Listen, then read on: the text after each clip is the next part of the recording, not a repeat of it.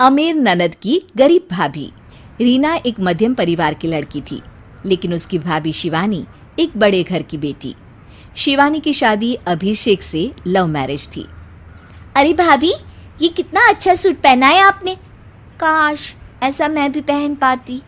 अरे क्यों नहीं रीना, वैसे भी तुम्हारा और मेरा नाप तो एक ही है, जब मन करे पहन लेना।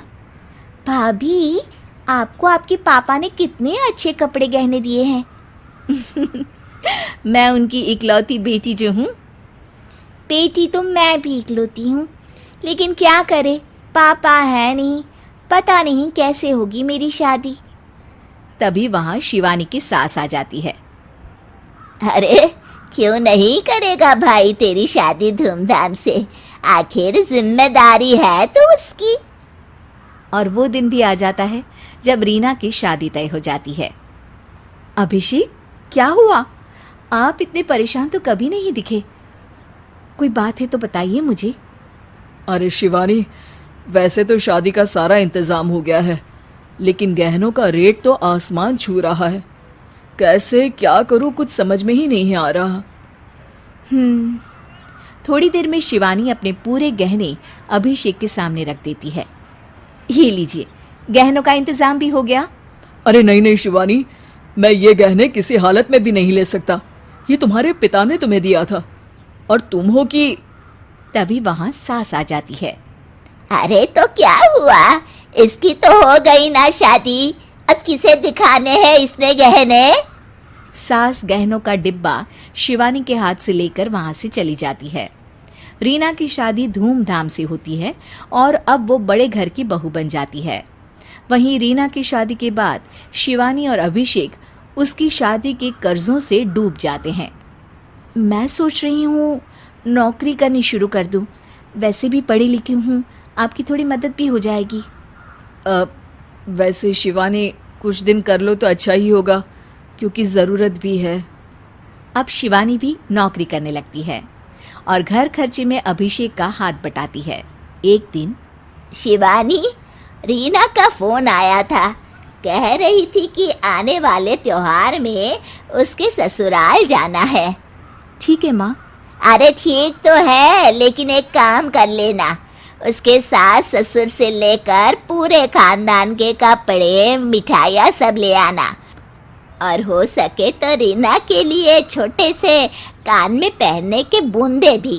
और क्या है ना, शादी में उसे सारी बड़ी बड़ी कान की ज्वेलरी दी थी, घर में पहनने के लिए तो उसके पास कुछ भी नहीं है।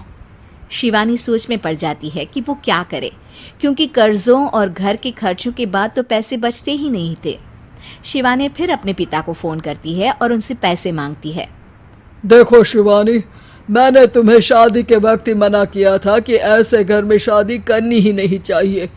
अरे अभिषेक को शर्म आनी चाहिए जो ससुराल से पैसे मंगवा रहा है। शिवानी को पिता की बात पर गुस्सा आ जाता है। आप मेरे पिताजी हैं और मैं परेशान थी, इसलिए आपसे मदद की उम्मीद की पापा। अभिषेक को तो पता भी नहीं है कि मैंने आपसे पैसे मांगे हैं। शिवानी सोचती है कि वो अभिषेक से बात करे, लेकिन फिर उसे लगता है कि वो टेंशन ले लेगा।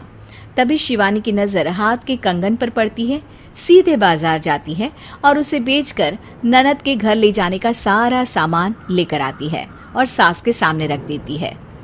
हाँ ठीक है, लेकिन फल थोड़े और अच्छी क्वालिटी के होने चाहिए थे। शिवानी कुछ नहीं कहती, वहां से चली जाती है। एक दिन शिवानी, रीना का फोन आया था, बहुत रो रही थी। क्यों माँ, क्या हुआ? सब ठीक तो है ना उसके ससुराल में? अरे तूने तो उसकी नाक ही कटवा दी। अब मैंने क्या कर दिया माँ?